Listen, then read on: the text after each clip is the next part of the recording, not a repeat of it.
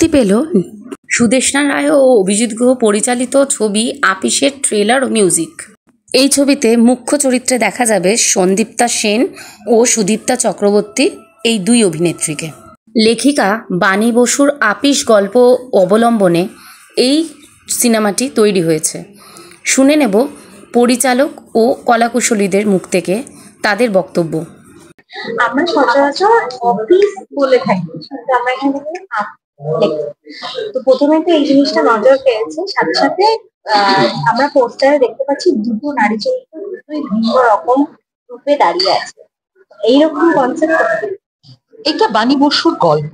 গল্পটার নামও ছিল আপিস। আপিস কথাটা বলা যেতে পারে অফিসের অপভ্রংশ। আমরা অনেক বাংলায় ইংরেজি, আমরা বাংলা ভাষা এমন একটা ভাষা যেখানে অনেক বিদেশি শব্দ আমরা বেশি করে ফেলেছি। অফিসটা যেই আমি আপিস বলছি এটা বাংলা হয়ে যাচ্ছে। স্কুলকে যখন আমরা স্কুল বলছি তখন সেটা বাংলা হয়ে যাচ্ছে।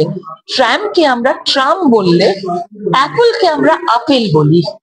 হ্যাঁ, সেরকম অফিস হচ্ছে আপিস। তো সেইভাবে আমি বলবো যে নামটা নিয়ে অনেকেই আমাদের প্রশ্ন করেছেন, কারণ ইংরেজিতে ছোট করে লেখা আছে দি অফিস। আর মেয়েদের অফিস কোথায়, আপিস কোথায়? তাদের তো কর্মক্ষেত্র বাড়িতেও বাইরেও। এইটা নিয়েই আমাদের ছবি।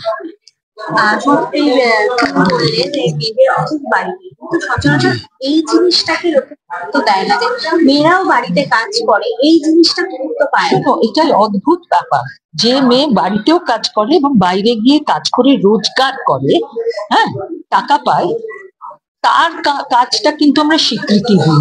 আর যে মেয়ে দিনের পর দিন, এটা কিন্তু আমার ছবির বক্তব্য নয়, এটা আসছে অ্যাজ আ সাইড, যে মেয়েদের এই যে কর্মক্ষেত্র এবং তারা যখন বাইরেও কাজ করে কতটা তাদের পারিপার্শ্বিক মানুষেরা সেই কাজের গুরুত্ব দেয়। শুধু কি টাকা রোজগার করার জন্যই তাদের কাজ করতে হবে? অন্য নিজের পায়ে দাঁড়ানোটা একটা যেমন ইম্পর্টেন্ট, সেরকম আমার কাজেরও একটা গুরুত্ব আছে। কি বলবো, সবই তো বলা হয়ে গেছে। আমাদের সমাজে নারীর কি অবস্থান, আমরা নারী এগিয়ে গেছে, পড়াশোনা করছে, চাঁদে যাচ্ছে, কি না করছে, সবকিছুই করছে, পুরুষ যা করছে নারী তাই করছে। কিন্তু তা সত্ত্বেও আমাদের এই এজোর যে সোসাইটিতে কিভাবে আমরা নারীদের দেখি, কত ডাবল মানে ব্যাপার রয়েছে আমাদের মধ্যে, সেটাই কিন্তু এই ছবিটার মূল উপজীব্য। It's a slice of life. জীবনে যা যা আমাদের চারদিকে ঘটছে সবসময় আমাদের চোখ যায়, কিন্তু আমরা দেখতে পাই না, মানে অন্তরে ঢোকে না কোনো, সেটাকে ঢোকাবার একটা চেষ্টা।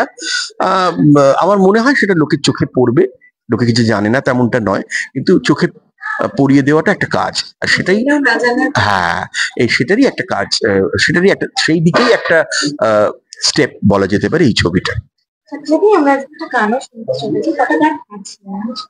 এই ছবিটা সেরকম আমি বলবো না যে গানের, এখানে গানটা স্টোরি টেলিং এর পার্ট, হ্যাঁ, এবং এই গানটা একটাই গান আছে এবং সেটা একটু কম্পোজ করেছে রণজয় ভট্টাচার্য।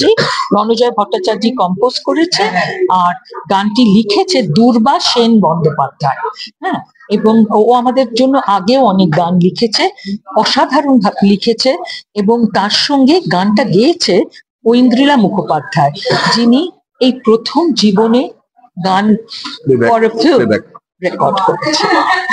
আমরা দেখছি বাংলা দর্শকরা এখন বেশ ভালোই বাংলা শিখে, তো সেই যে দর্শক যে আসছে ফিরে বাংলা সিনেমা, হয়তো ঠিক মতো ছবি দিলে দর্শক ফিরে আসবে, আমি সেই আশায় ভেলা ভাসাচ্ছি। আশা করি তারা আসবে। দর্শকের একই কথা, যে বাংলা সিনেমা দেখুন, বাংলা সিনেমা পাশে দাঁড়ান বলবো না, বাংলা সিনেমা দেখুন। কারণ বাংলা সিনেমা দেখা, বই পড়া, বাংলা চর্চা, সেটা উঠে যেতে বসছে। কিন্তু আমার মনে হয় অতটা ডিসঅ্যাপয়েন্টেড হওয়ারও কোনো কারণ নেই। এখনো আমি মাঝে মাঝেই বই পাড়ায় যাই, কলেজ স্ট্রিটে, প্রচুর লোক বই কিনে, মানে পড়াশোনার বই নয়, পাঠ্য বই ছাড়াও বই কেনে। সিনেমা নিয়েও লোকে উৎসাহ রয়েছে। হয়তো একটা মানে একটু ভাটার মধ্যে দিয়ে আমরা যাচ্ছি, কিন্তু আমার দৃঢ় ধারণা মানুষ এন্টারটেনমেন্ট ছাড়া বেঁচে থাকতে পারে না, খাদ্য ছাড়া যেমন বেঁচে থাকতে পারে না, মনের খাদ্য এন্টারটেনমেন্ট। তো সেক্ষেত্রে সিনেমা লোকে দেখবে, তার একটা অবকাশ তৈরি হওয়া দরকার, সেটা আস্তে আস্তে হবে। আপনার লেখার নাম, আপনার কেমন লাগছে? ভালোই লাগছে, আর কি লাগবে, খারাপ লাগার তো কথা নয়। আপনার যে এটা তো মহিলা কেন্দ্রিক গল্প, অনেকটা ইনসিডেন্টালি, ইচ্ছে করে লেখা তা নয় যে ফেমিনিজমের বশবর্তী হয়ে লিখেছি। এগুলো অনেকগুলো সিচুয়েশনের একটা, মডার্ন লাইফের অনেকগুলো সিচুয়েশনের একটা, সেই হিসেবে লেখা। আপনি যখন এটা লিখেছিলেন কি মাথায় এসেছিল? মহিলারা বাড়িতেও কাজ করে, তারা সবাই যেটা বলে যতই বাইরে কাজ করি বা বাড়িতে কাজ করি সেটা তো গুরুত্ব দেয় না, এইখানে যেটা তুলে ধরা হচ্ছে তারা নট নেসেসারিলি, সেটা তো অনেকেই বলছেন। এখানে যে দেখানো হয়েছে যে পুরুষতন্ত্রের অধিকার বোধটা এতই বেশি, এতই গেড়ে বসেছে যে মহিলারা যতই কাজ করুক, যতই উপার্জন করুক, সেই অধিকারটাকে ছুঁতে পারে না।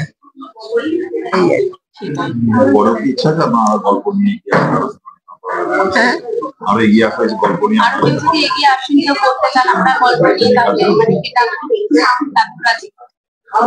না কেন, তারা যদি ঠিক মতন স্ক্রিপ্ট দেখাতে পারেন, ঠিক মতন ইনভেস্ট করতে রাজি হন, আপত্তি করার তো কিছু নেই। সুদেশনাদি আর অভিজিৎদার সিনেমা আমরা জানি ভীষণ বাস্তববাদী হয়, সেখানে আপিস আবার মহিলা কেন্দ্রিক একটা সিনেমা। তো তোমার চরিত্র সম্পর্কে এবং তোমার এক্সপিরিয়েন্স সম্বন্ধে যদি একটু শেয়ার করো।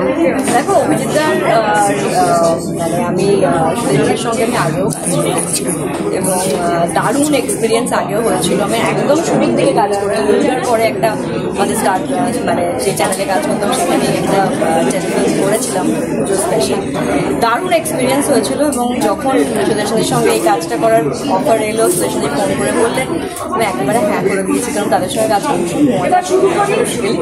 তো আর এই চরিত্রটা আমার খুব ভালো লেগেছিল। আমার গল্পটা শুনে মনে হয়েছিল যে মানুষ ভীষণভাবে রিলেট করতে পারবেন গল্পটার সঙ্গে, চরিত্রগুলোর সঙ্গে। তো তার জন্যই মেনলি হ্যাঁ বলা।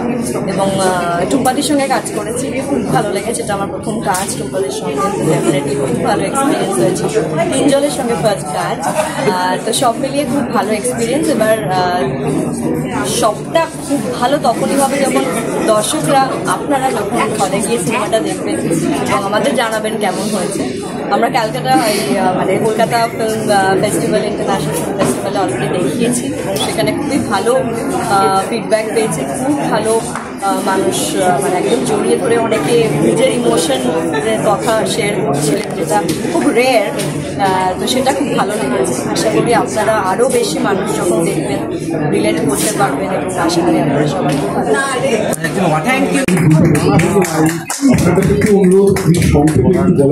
গল্পটা লেখার সময় আপনার মাথায় কি এমন ঘুরছিল যেটা থেকে সিনেমাটা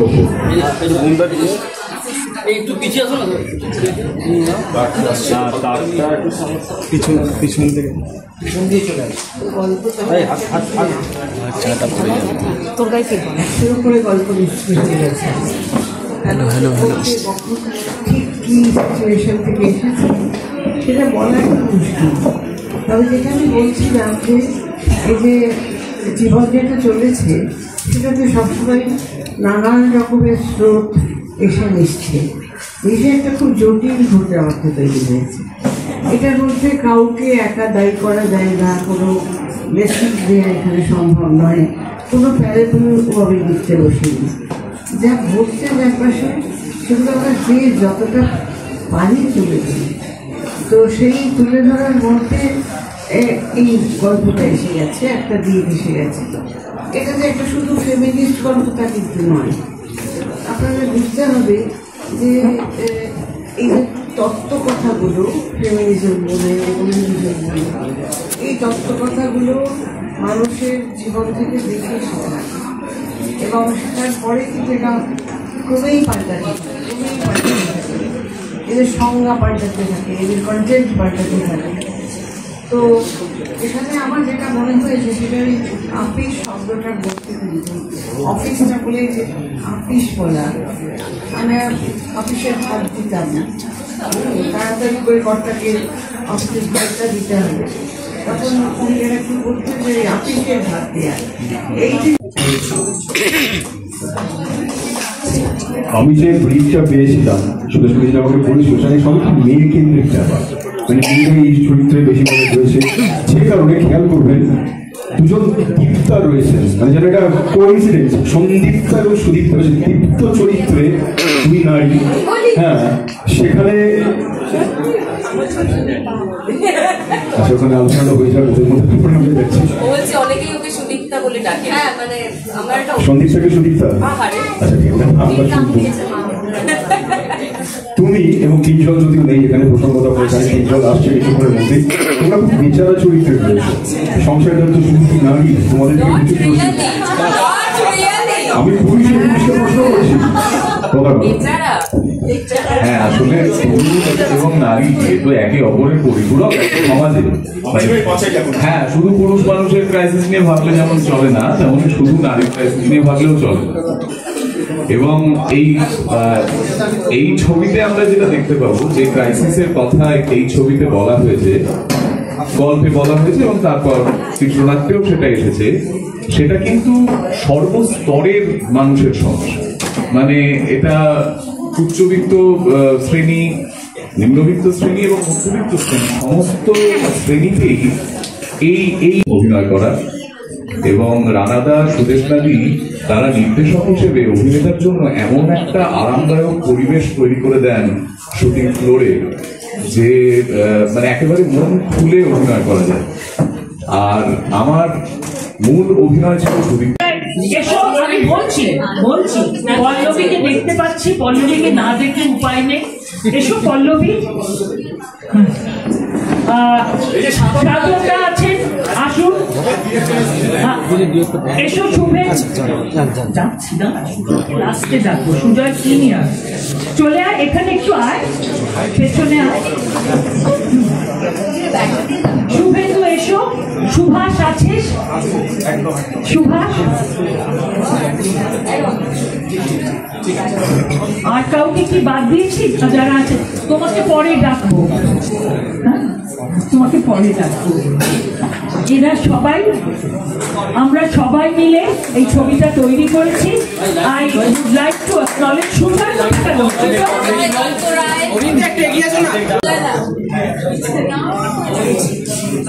আর কাউকে দেখতে পাচ্ছি না, যত এতক্ষণ যাদের দেখেছি ট্রেলার রিলিজ হবে। তো আমার অ্যাসিস্ট্যান্ট ডিরেক্টর দুজন, সুরজিৎ, রোহান এবং সুজয় আমাদের এডিটর।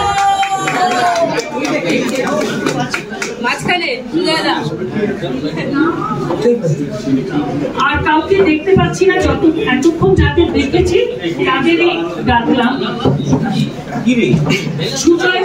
নাম্বারস ভালো দিচ্ছে, দর্শক বেশি দেখছেন টিকিট কেটে, এর থেকে ভালো খবর আর আমাদের জন্য কি হতে পারে। আর ঠিক সময়ে আমাদের ছবিটা রিলিজ করছে। আমি বলবো এই ছবিটাও মানে আমার ধারণা ওয়ান অফ দোজ আন্ডারডগস।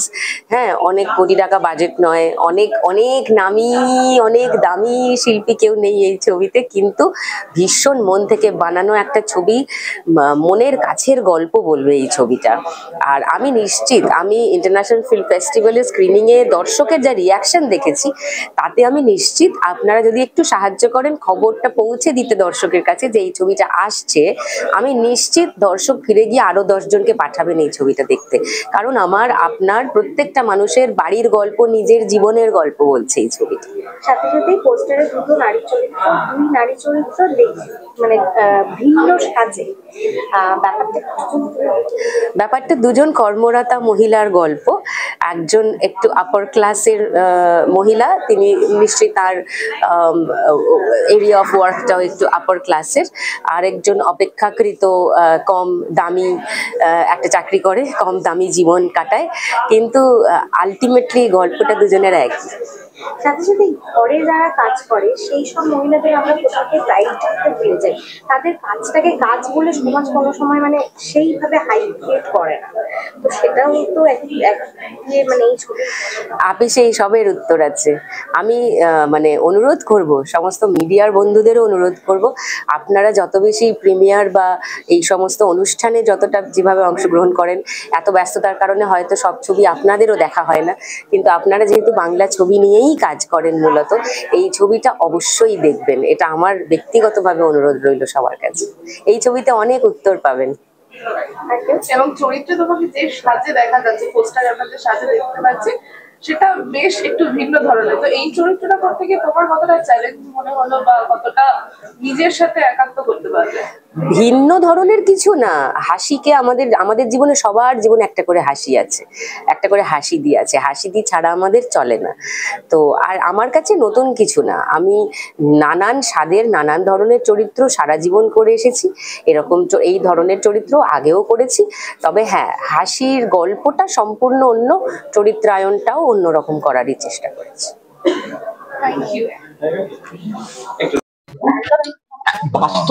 বাস্তব তো অবভিয়াসলি, এবং এইটা একটা ক্রাইসিস। আমার মনে হয় এটা সমাজের একটা ক্রাইসিস, যে ক্রাইসিসটা নিয়ে সিনেমাটা তৈরি হচ্ছে। এবং মানে আমরা প্রত্যেক সময় একটা আলাদা ডিসক্রিমিনেশন তৈরি করি, যে পুরুষদের কাজ, মহিলাদের কাজ, সেটা এই এই সিনেমাতে পরিষ্কারভাবে দেওয়া আছে যে কাজ মাত্র কাজ। ধরুন মহিলারা একটা কাজ করছেন অফিসে, পুরুষরা একটা কাজ করছেন, কিন্তু কিছু কিছু কাজ যেন ডেফিনেট করে দেওয়া থাকে এটা মহিলারাই করবে, কিন্তু সেটা তো হওয়া উচিত নয়। মানে আপনি যদি খুব স্বাভাবিকভাবে লিখতে যান, তাহলে মানুষ মানে যে ইকুয়ালিটির কথা আমরা বলি, যে সমবন্টনের কথা আমরা বলি, সেই সমবন্টনের জায়গায় যদি দেখা যায়, তাহলে আমাদের প্রত্যেক দায়িত্ব নিয়ে প্রত্যেকটি কাজ নিজের মতো করে করতে হবে। এবং আরো যে সেটা দেখা যায় যে আমি এইখানে কাজ করছি, তুমি নিচু লেভেলে কাজ করছো, এই যে একটা বৈষম্যতা, এই যে মানুষে ভেদাভেদ, এই জায়গাটাও কিন্তু এই সিনেমার মধ্যে তুলে ধরা হয়। যে কোনো কাজই ছোট নয়, প্রত্যেকটি কাজই কাজ, এবং সেটা যদি সম্মানের সাথে, দক্ষতার সাথে করা যায়, তাহলে সেই কাজটা তাকে প্রতিষ্ঠা দিতে বাধ্য। আমার ক্যারেক্টার হচ্ছে, আমি এখানে একজন সাধারণ মধ্যবিত্ত পরিবারের একটা মানে মানুষের রোল প্লে করেছি, যে একটা কোম্পানিতে চাকরি করে, প্রাইভেট কোম্পানিতে, সেখান থেকে একটা উন্নতির চেষ্টায়, মানে প্রমোশনের চেষ্টায় বিভিন্ন রকম ভাবে স্ট্রেস নেয়, কাজ করে, এবং সেইখানে তার বাড়িতে যে তার মানে জীবন, সেখানে তার স্ত্রীর সাথে ক্ল্যাশ হয়, তাদের সেই দ্বন্দ্বটা, এই একটা চরিত্র।